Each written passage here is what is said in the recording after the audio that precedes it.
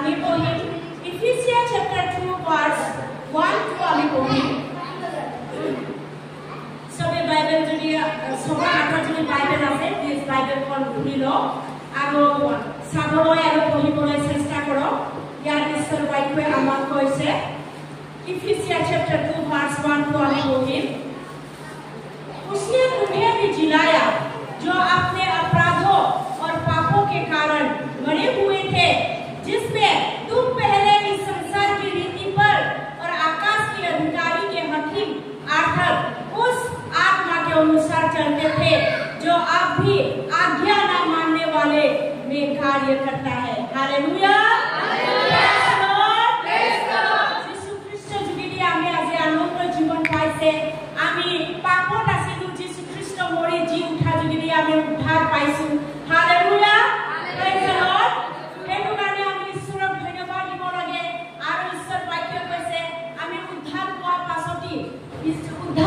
পাছতো যদি আমি আজি যদি ঈশ্বৰৰ থাকিও বহুতখিনি সময়তে আমি ঈশ্বৰৰ বিৰোধত ঈশ্বৰৰ বাক্য বিৰোধত আমি থিয় হৈ যাওঁ তেন্তে আমি যেতিয়া আমি ঈশ্বৰক নাজানিছিলো আমি পাপত আছিলো এই সংসাৰৰ যে ঈশ্বৰ যোনটো শয়তান বুলি কয় এই শয়তানৰ অধীনত আমি আছিলো আজ্ঞা যদি নামানো আমি তেনেকা হৈ আছো এতিয়াও বুলি কৈছে হালেলুয়া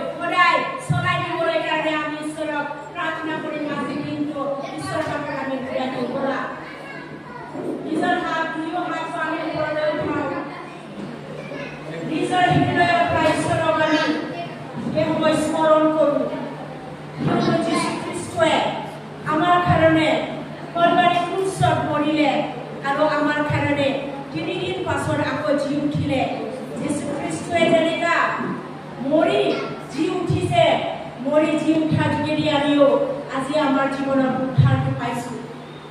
হালেলুয়া